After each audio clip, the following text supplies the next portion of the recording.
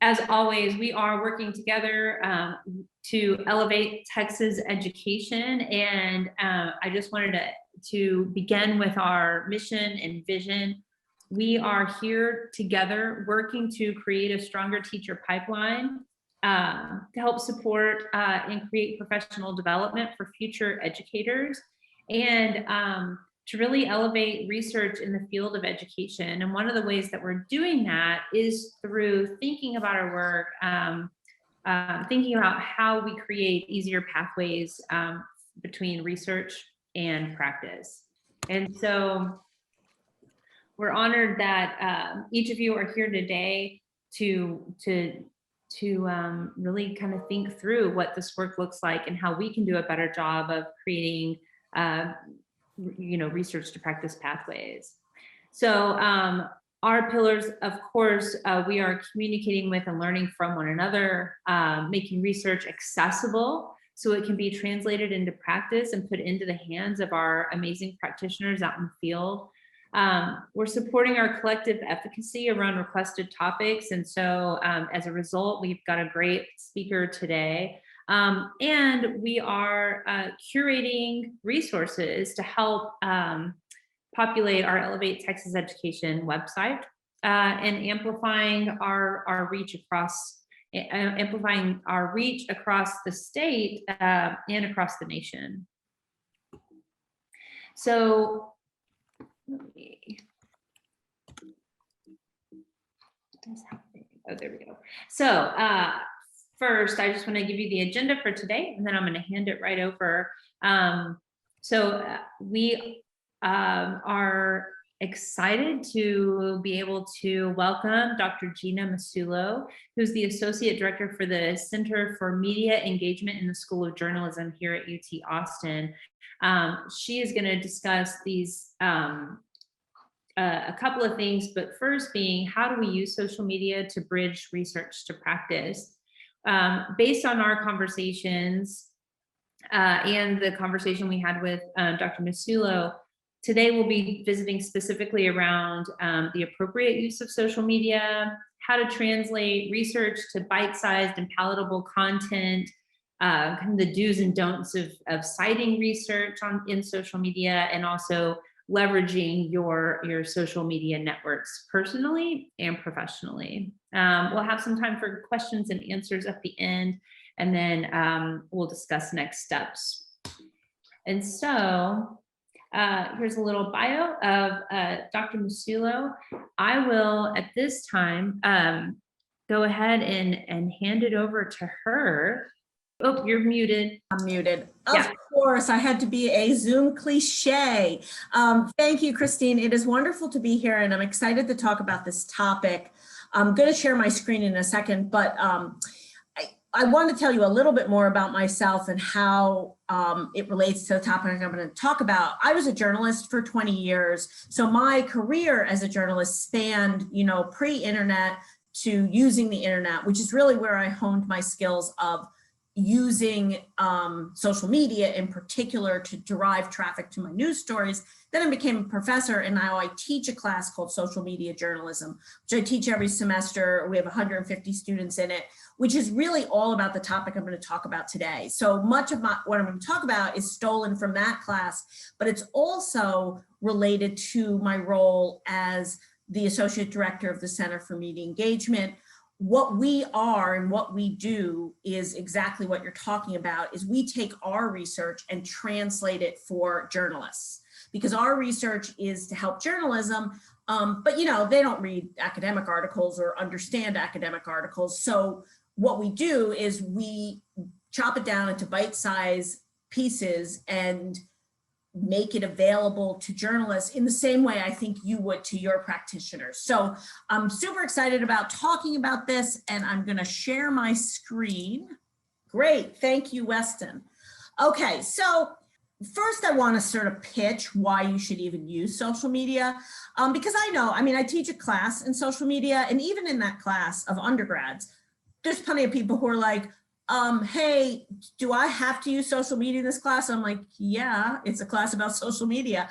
So I've heard the naysayers, and I will tell you, even if you don't use it in your regular life, it can be very effective to spread your message. And the reason is because people like it.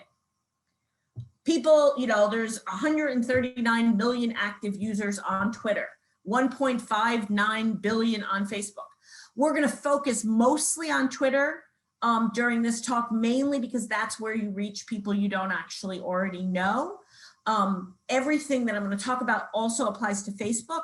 There's other platforms out there, though these are probably the primary ones you use. So I'm going to focus on that. So odds are people who are interested in what your research says are going to use social media because almost everybody uses it in some form. Journal articles are great. Journal articles get you tenure. Those are really important. But, people who don't have to read a journal article just don't. They just don't. I mean, in my field, I can send a journalist a journal article of mine that tells them all this wonderful things about what they should do to increase trust in news, which is one of the areas I'm really focused on.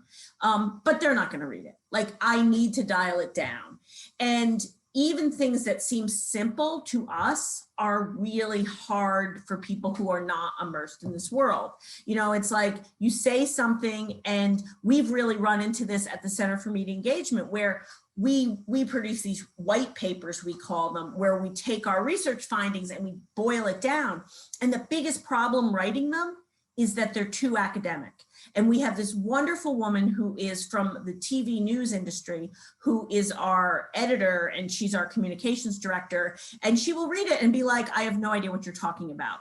And that's helpful, because when we're in academic settings, you get immersed in this world where all this stuff makes sense to us and it's so clear, but it's not to other people.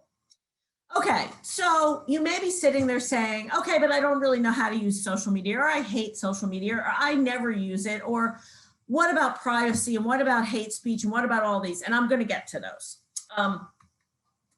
You should think of social media as a conversation. That's basically what it is, particularly Twitter.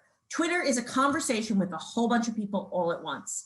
So it has elements. I mean, I'm situated in the journalism school, so my field is communications.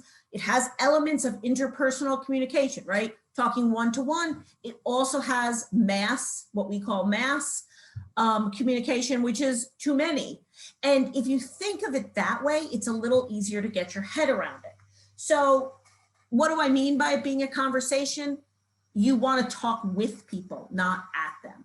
So what doesn't work well on social media is when you're just sending out messages and you don't have a following and you're not conversing with people. You have to develop like a relationship with people. And I don't mean like date them. I mean like develop some kind of, they know who you are, some give and take, respond. If they say something to you, respond back, just like you would in the face-to-face world. And you have to have some fun with it. You have to show some personality, because on social media, just like in real life, if you go into a party and somebody's really interesting and engaging, people want to talk to that person. And you can do that regardless of your own personality type. I mean, you don't have to be the life of the party, because on social media, you have time to think of that clever thing to say, right? I'm not the person at a party who thinks of the clever thing quickly, but I can do that on social media because I have time to think about it, right? And rewrite it and write a draft and then change it and edit it. And at a party, I'm much less fun than I am on social media. Okay, so the way I teach my students, which I will extend to you, is you have to think of yourself as a brand. And I know, icky, icky, icky. I don't want to think of myself as a brand. I'm a scholar. I'm studying important things. I'm not like Pepsi or Coke. And this is true, but that's how social media works. You are sort of selling your content to somebody else. And your brand is this personality you bring to it. It's the content you bring to it. If you're using it in a professional setting, you want to be professional, but you still want to have a little fun. You still want to have, some lightheartedness to it. The reason why this is so important is there's a lot of research, including some I've done and Talia Stroud has done, who's also from the center, that people respond to people on social media. They don't respond to entities. So we've done studies where we've had news organizations interacting on social media with people as the brand, you know, as the name of the news organization, like their avatar is a picture of their news organization, or an actual journalist. And it's so much better when it's the actual journalist, because people don't have relationships with universities or with newspapers or with, you know, the city hall. They have relationships with people. And you want to be consistent across your platforms, but you also might change them a little bit. You know, like I said, I'm going to focus mostly on Twitter because we're doing this for 30 minutes. And I think that's the most important one for you. So the steps to establishing this is you have to think about what your goal is with social media. Now, your goal right now might be, I'm just going to get started, and that's fine. You know, you want to, in your own head, think, who am I on social media? And what I mean by that is, what type of person, what would the interests of a person be who would want to read my tweets? So I'm going to show you my brand in just a minute to help you sort of make this a little bit more concrete, but you're going to think about that in your head. And then you find people who might be interested in what you have to say, and then you engage with them. So you have to go through those steps, because if not, it's like you're standing in a room in the corner talking to yourself, and then there's really no point. So I'm going to talk a little bit more about goals, but then don't worry, I'm going to give you an example of what I mean by like a personal brand. So your specific goals are really just, what do I want to get out of this? And I make my students write them down because I know how I am. If I don't write something down, I don't do it. And I make them specific. I recently did, there's some newspapers in East Texas that are really trying to amp up their social media presence. I gave them a lecture and I said, you know, if you're doing nothing right now, that's okay, because then you can have a big percentage increase by just doing 10 tweets a week, right? And be that specific. Every day I'm going to get 10 more followers, or every day I'm going to spend 10 minutes doing this. Anything that's, you have specific goals and you want to articulate them, at least in your own head, even better, write them down. I want people to know about my research. I want to share my research once a month, once a week, once a day. I mean, depending on how prolific you are. And that's going to vary with you, but think about those. And then you're going to, and this is how we get to the brand.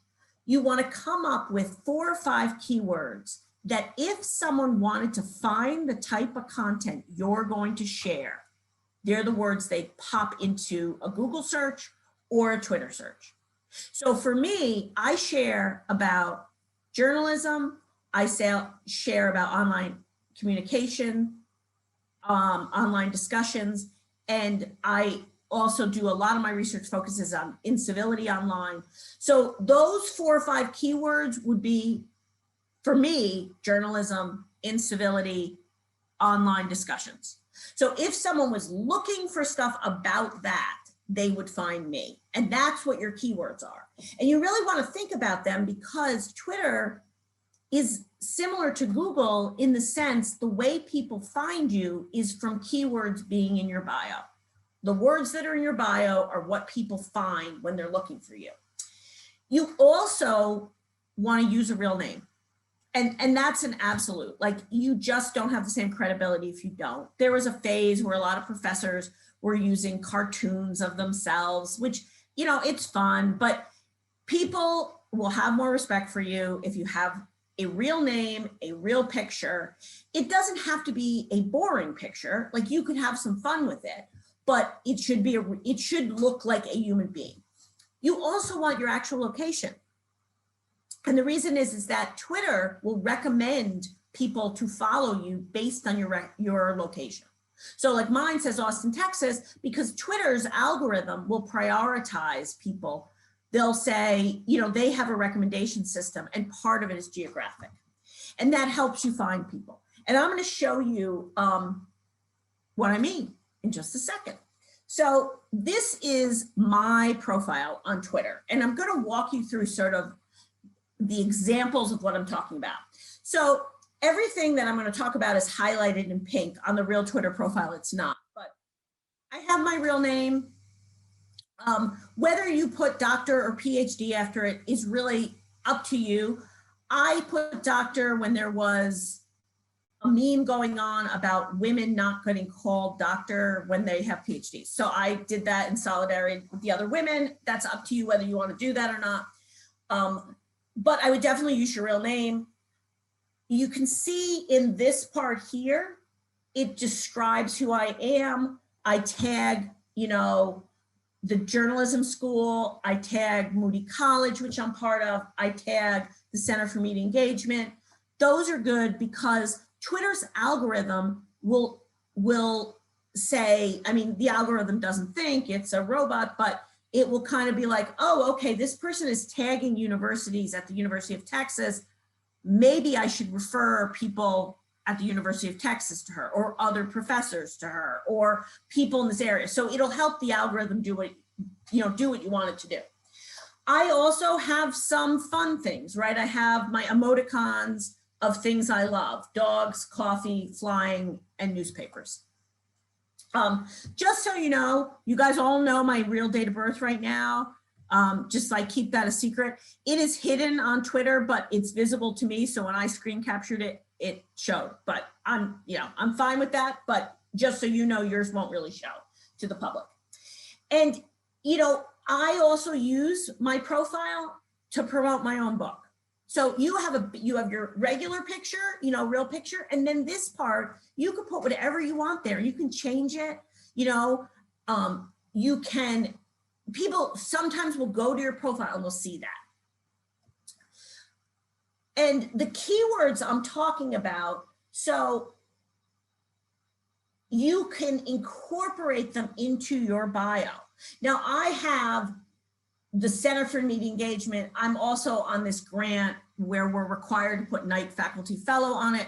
I mean, that probably helps me some.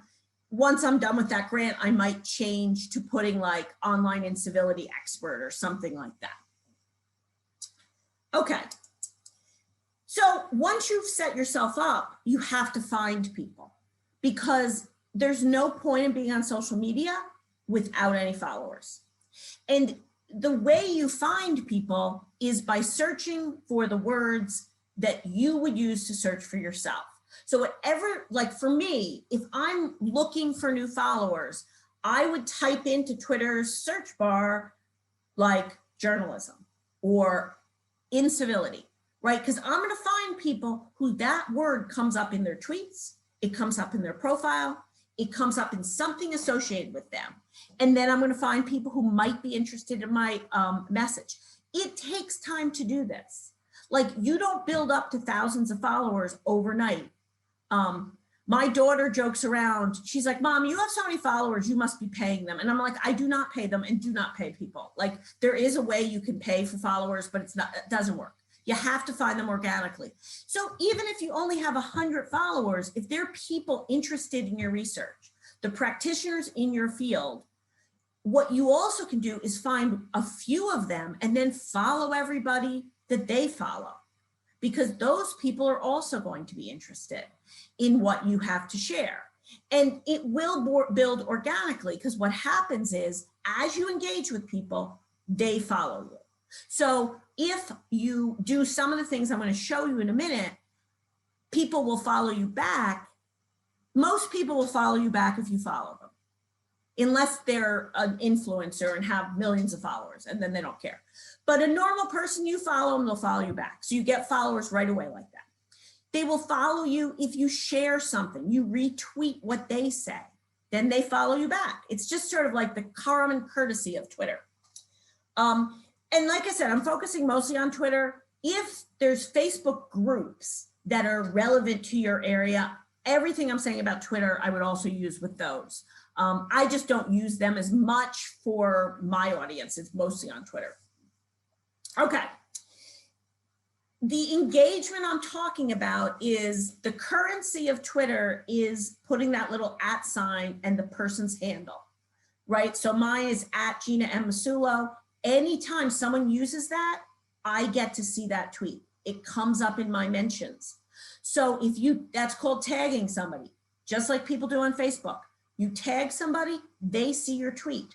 So if there's someone you want to follow you, who you think will be really interested in the content you're going to share, tag them. Now, don't be annoying about it. Like, don't tag them every single tweet, right? But occasionally tag them. Like, hey, did you notice this? Or even better, say something about something they shared. They share something, you say, I found this really interesting, and you tag them. Everybody likes to be complimented. So guess what? Then they follow you, and then they share your stuff. So asking and answering questions is the best way to get people interested in what you have to say. Twitter has a poll function. You can use that. That's a formal way to do it, where you create a little mini poll. You just click on the thing that looks like bar charts on Twitter, and you can do that. But even better is just to share content and then ask people, hey, can you share your experience with this? Or what's the biggest problem facing ... whatever is in your field.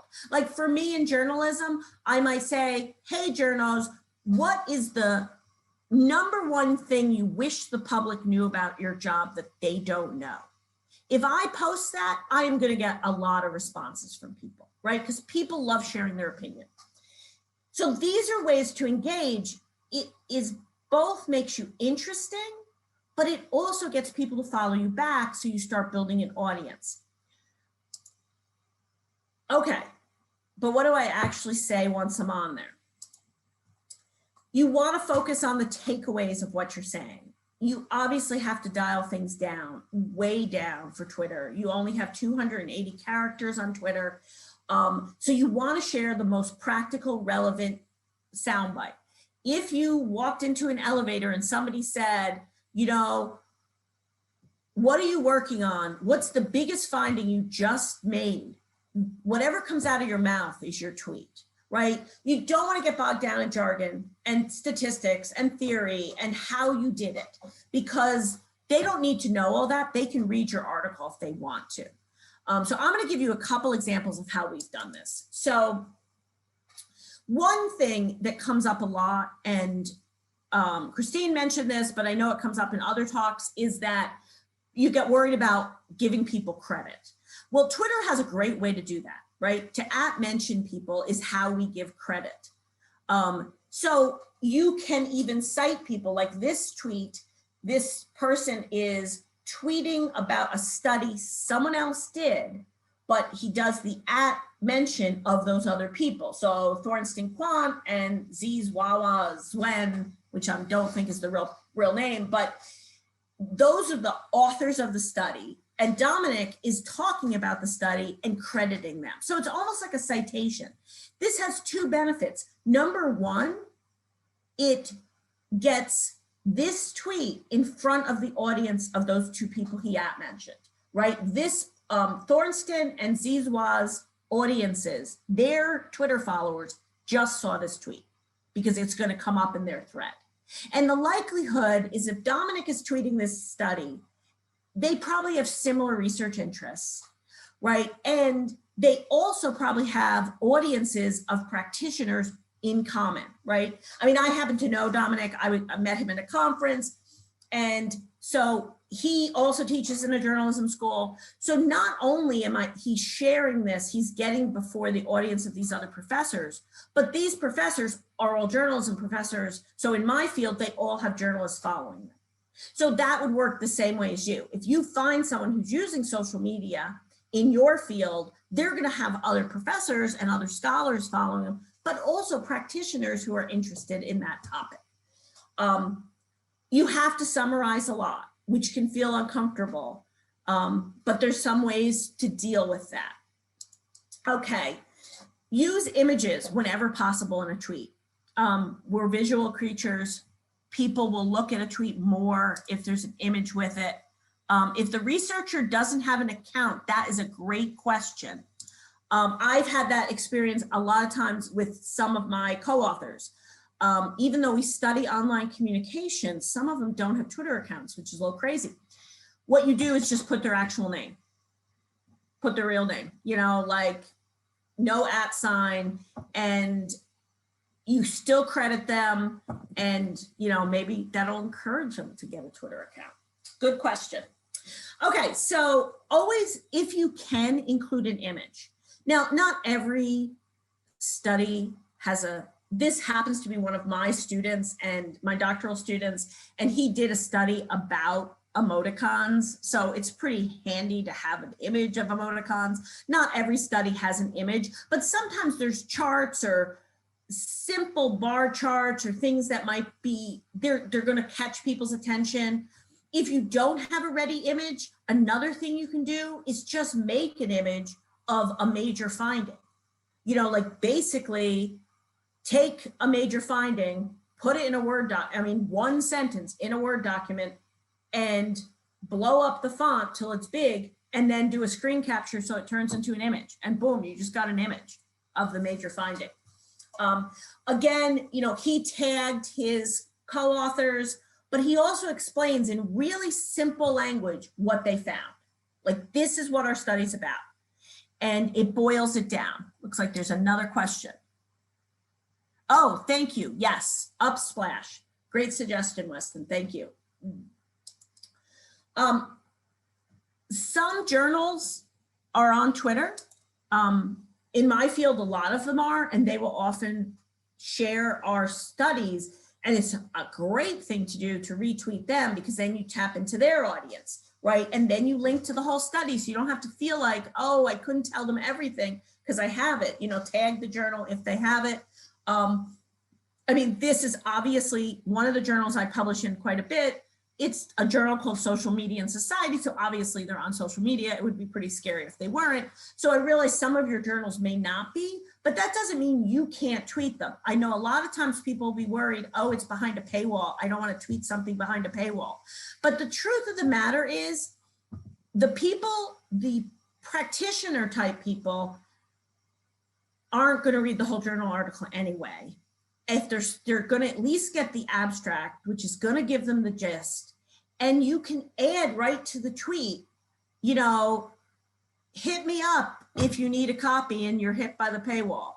I mean, most journals will allow you the ability to email an individual person. You can't put the whole thing on Twitter of the whole, you know, the paywalled article, but you can email an individual person. You're not going to get millions of people asking for it. So I occasionally will get that. I'll add in there, you know, if you get paywalled with this, I'm happy to give you a copy. That's usually pretty fair. Okay, tagging co-authors. In every tweet I've shown you, people have done that. There's lots of benefits from it. Number one, it's just the common courtesy thing, but also it gets in front of those audiences.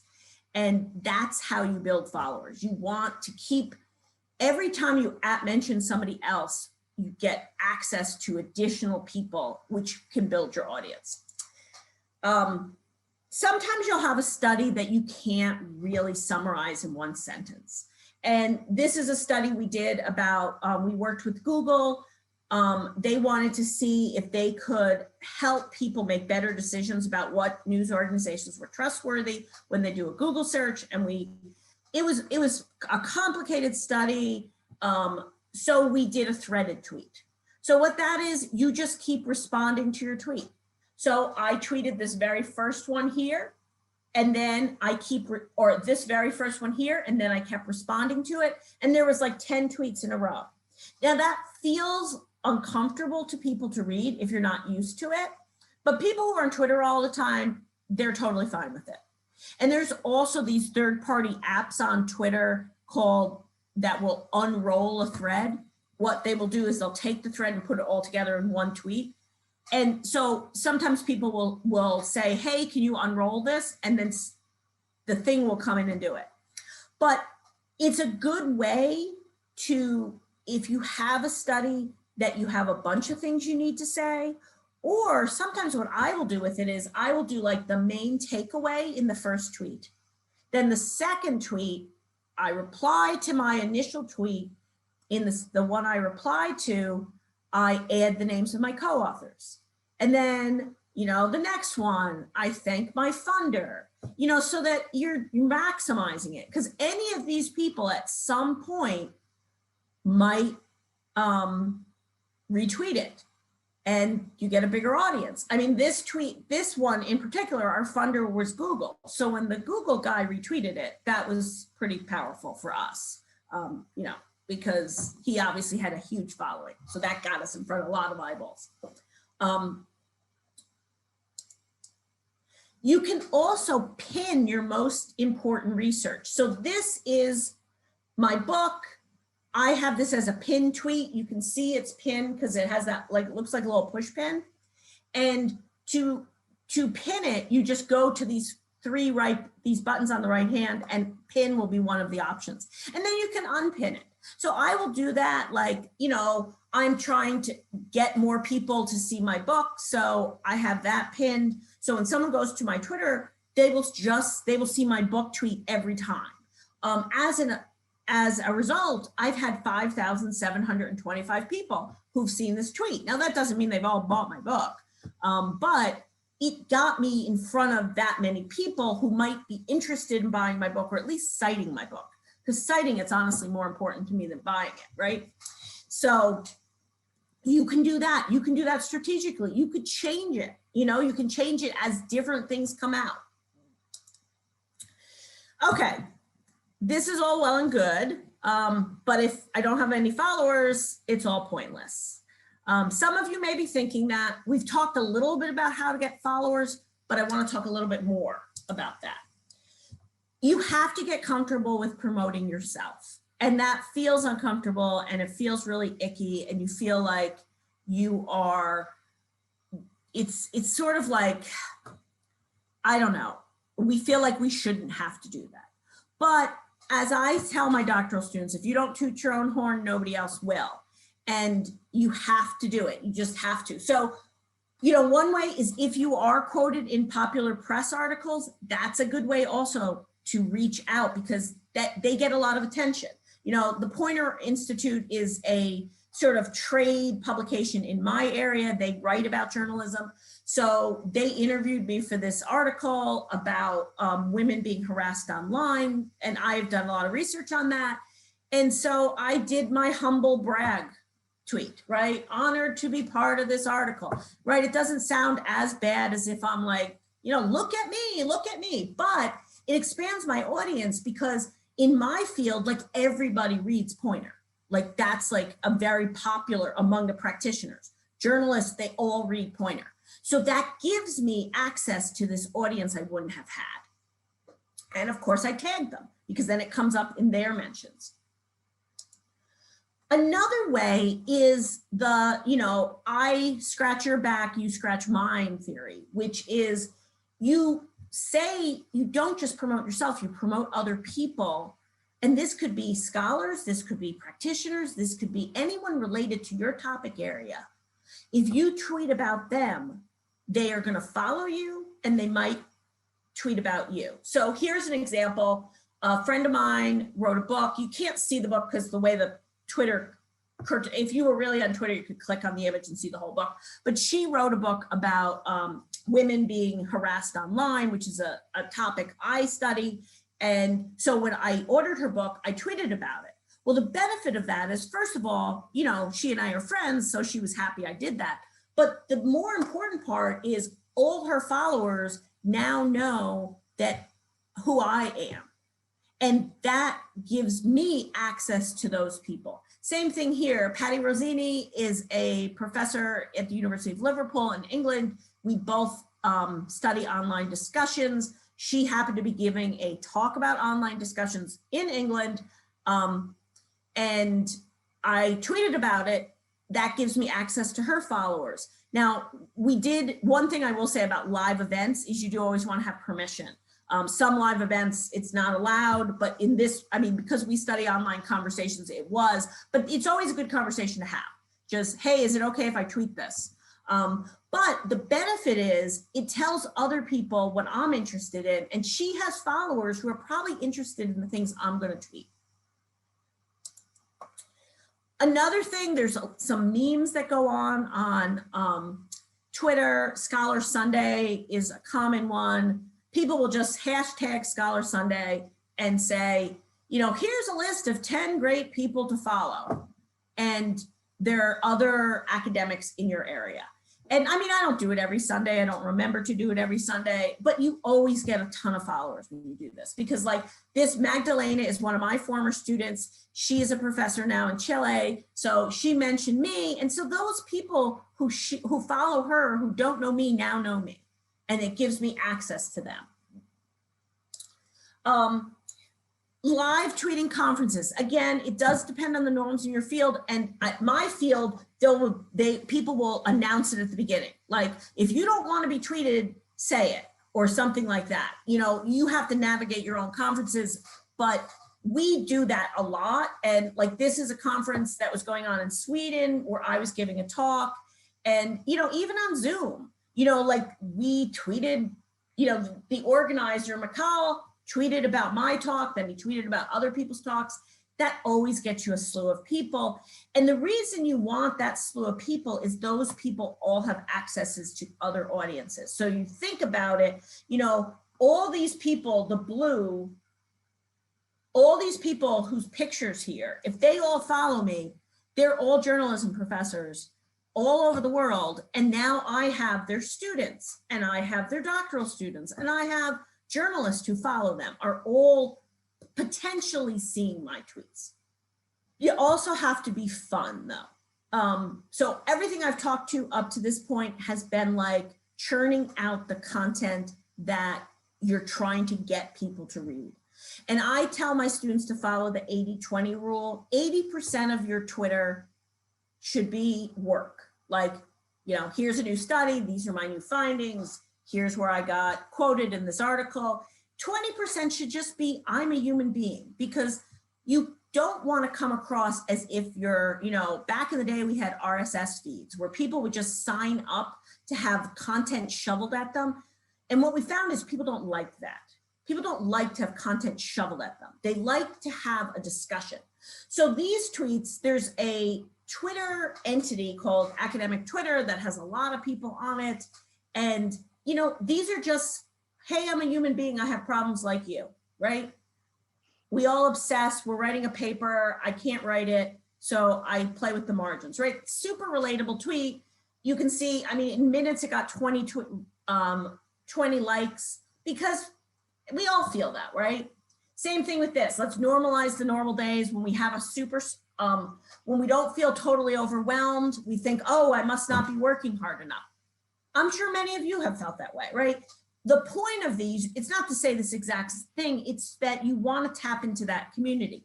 You might find that there's a hashtag for a community even more specific to you. Like academic Twitter is like everybody, all academics. But I also might use hashtags for me that's like journalism profs is one, you know, so you'd have to find the ones that are in your area. Okay. As I said, and I know I'm going a little bit over time, so I apologize in advance, but I'm almost done. I know I had said earlier, part of my research area is online incivility. I wrote a book called Online Incivility, Public Debate, Nasty Talk. And so I focus a lot of my attention on this point. What if people are mean to you? Don't get angry or defensive.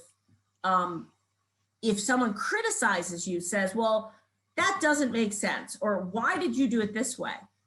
Be rational if you can. If you really can't say it back to them without getting annoyed, then it's better to say nothing. I personally will walk away from the computer if I'm too, you know, like sometimes you need a beat to kind of calm down. But if people are abusive or harassing, block them. Like you just don't want to get in the middle of that.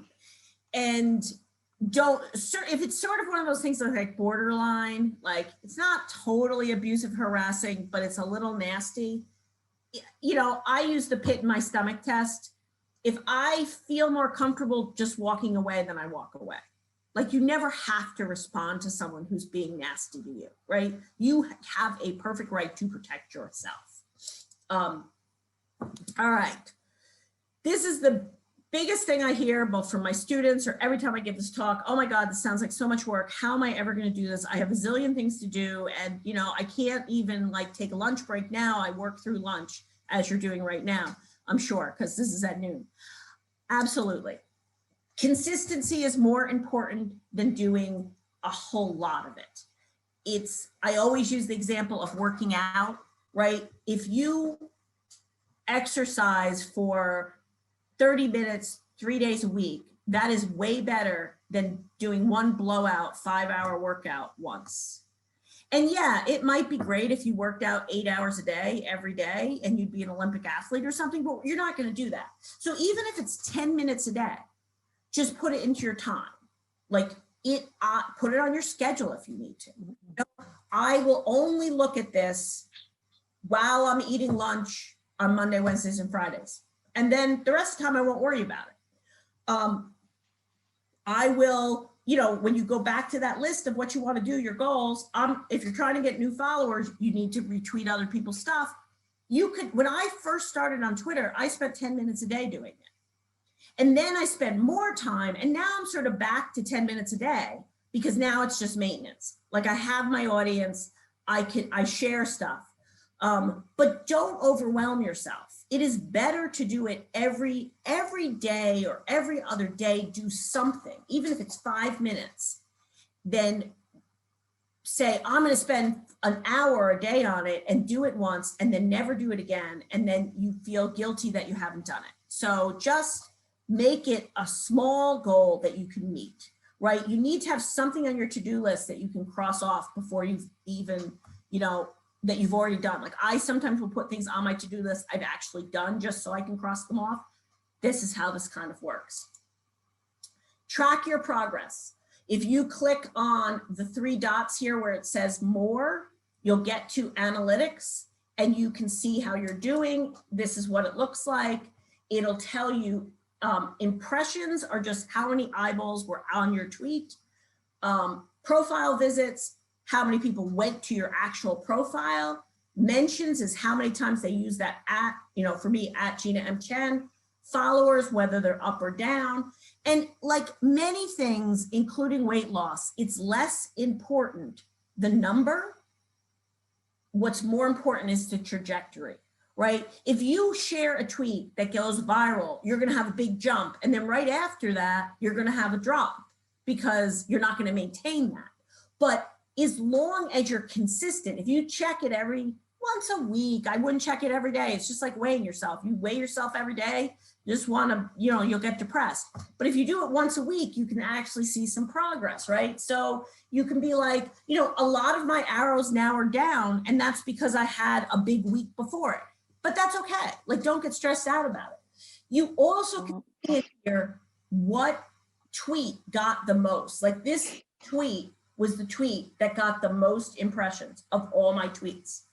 And so what that tells me is that resonated with my audience. They want more of that, right? And if you notice, it had nothing to do with my research. It was that tweet to show them what a human being I am. And that's okay, right? Because that's how you build the audience. All right, I know I ran over time, so I'm gonna give you some time for questions. I'm gonna stop sharing so that I can see all of you. That was so great. Thank you. I love that. It's so interesting to me that the tweet that had the most clicks was the tweet about your human side. It's just really, really interesting and just shows how important it is that you have to be a human and a researcher all at the same time. Yes. I'm gonna pause for a second. I know we've got about 10 more minutes before we're gonna hop off. So I'm gonna pause and just open it up for any questions that you all might have for Dr. Masulo. Yeah, I see a question in the chat. Are there tool strategies to help with cross-posting on multiple platforms? There is something called TweetDeck that you can use where you can create separate threads of different Twitter followers. So you can group people into categories. So you could have, other academics, you could have practitioners or whatever. That's one that you can use for that.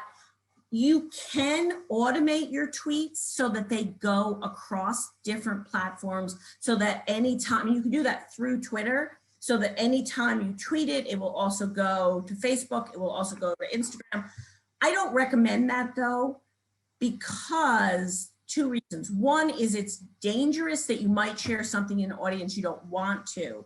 And also each platform has a little bit of a different feel. So sometimes it doesn't work as well. So I worry, I personally don't automate things because what works the best on social media is that personal touch. And so when it's too automated, it doesn't. Weston, it looks like you have your hand up.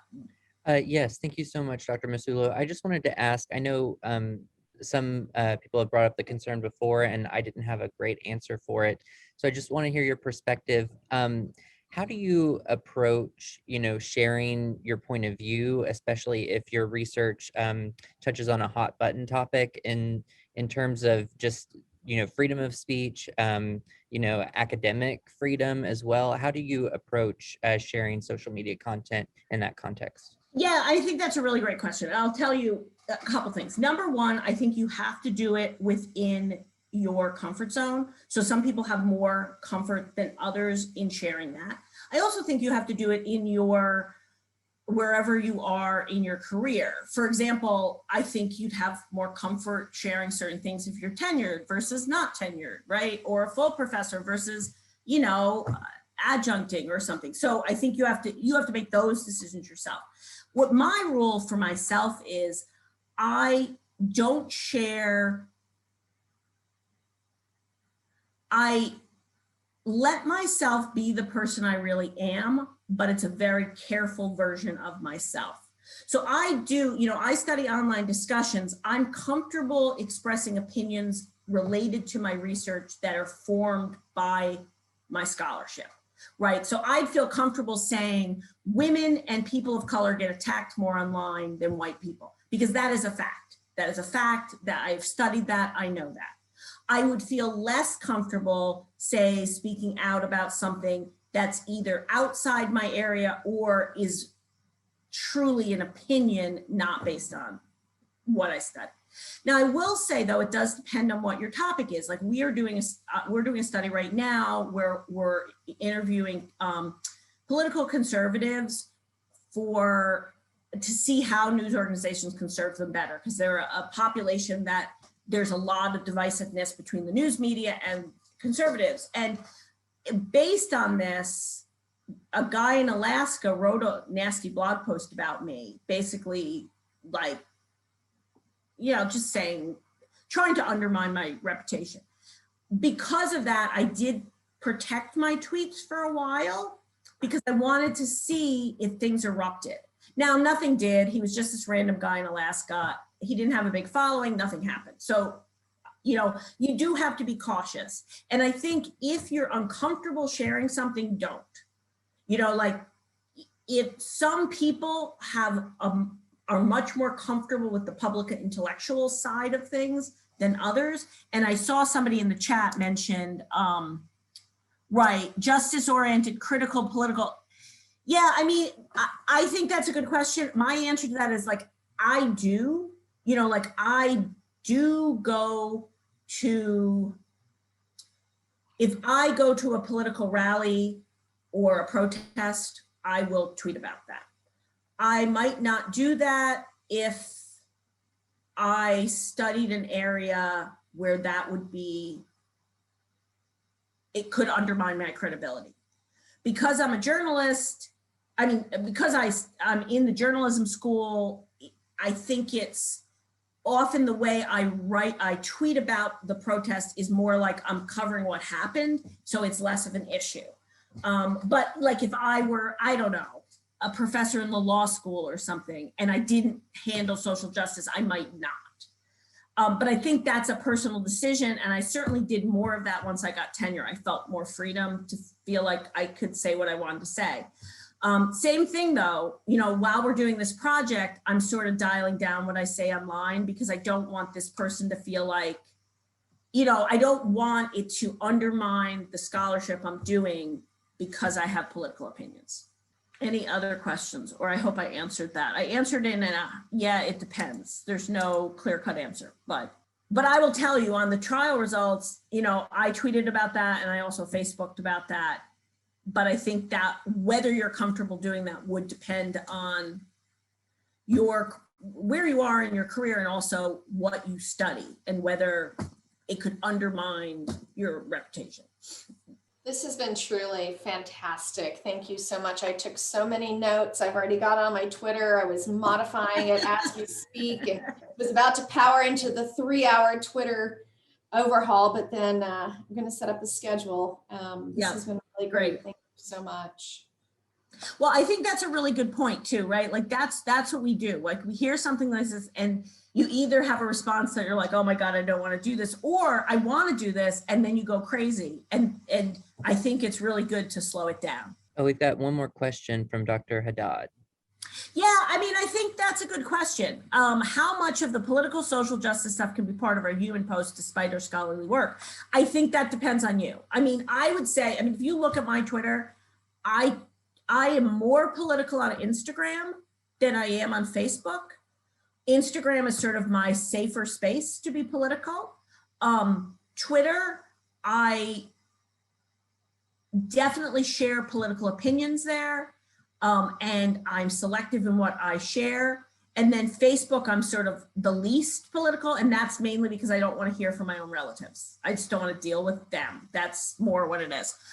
So I think it can be part of that human part, right? Because the general public wants to know that you're a human being and human beings have opinions and belief systems. So I think it can. And I think it really, like I said, I'm comfortable doing that, but I don't want to impose that on anybody else because not everybody is comfortable doing that. Like, for example, I have colleagues who are absolutely apolitical online, and I respect that decision, even though that's not what I do. I guess the last question that I might have is, do you feel that since using social media the way that you've built your audience, that you can tell that there has been more interaction with your scholarship? Yeah, you can tell in some ways. I certainly feel like, we track as journalists use our research, right? So like we are able, because the way, like for example, we'll do something like, hey, add these things to stories and let us know if you did. We have been able to track that they are using it. We also can track whether they read our white papers. So then it's just countable, right? Like since we've been using social media to promote those things, yes, we're getting more page views on the actual reports. Whether it's driving people to the journal articles is a little harder because we don't have access to their metadata and their back end. But like Center for Media Engagement, we have a site and we can tell that people are coming to that site from Twitter. Absolutely. Dr. Masulo, thank you so much for sharing your expertise today. This has been really wonderful, such a nice way to support our ambassadors across the state. So thank you very much for sharing. Well, thank you for having me.